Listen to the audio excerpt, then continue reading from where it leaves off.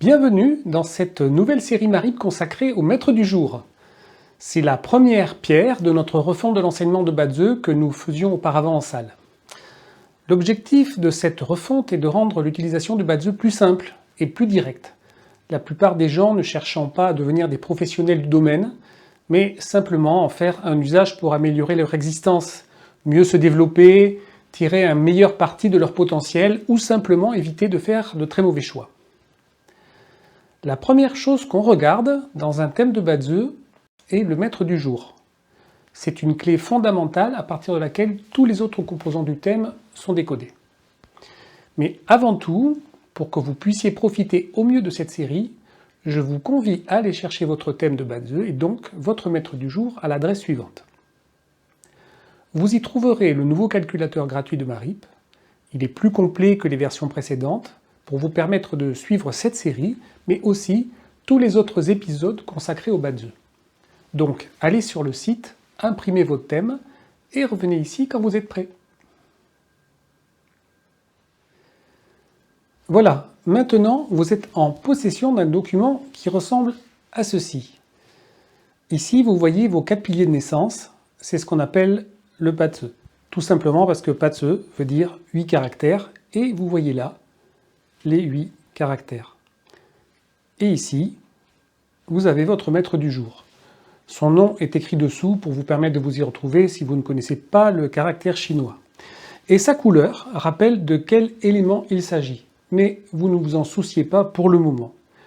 Nous allons passer en revue les 10 maîtres du jour possibles.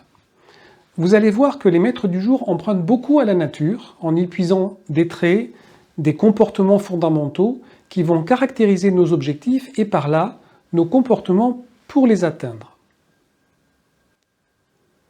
Tia est un bois yang.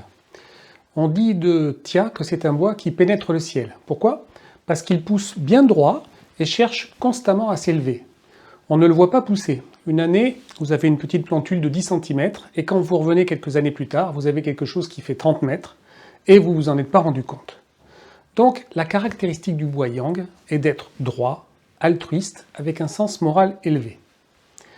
À l'extérieur, il paraît calme, presque réservé, puisqu'on ne le voit pas pousser, et pour autant, il développe lentement sa puissance. Tia est inflexible. Il se fixe un objectif et il va tout faire pour le réaliser.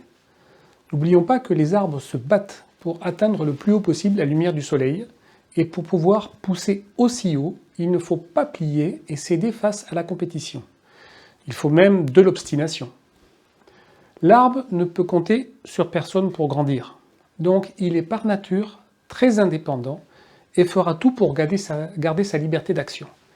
C'est important de le noter, non pas pour Tia, qui le sait déjà, mais pour tous ceux qui les entourent, travaillent ou vivent avec eux.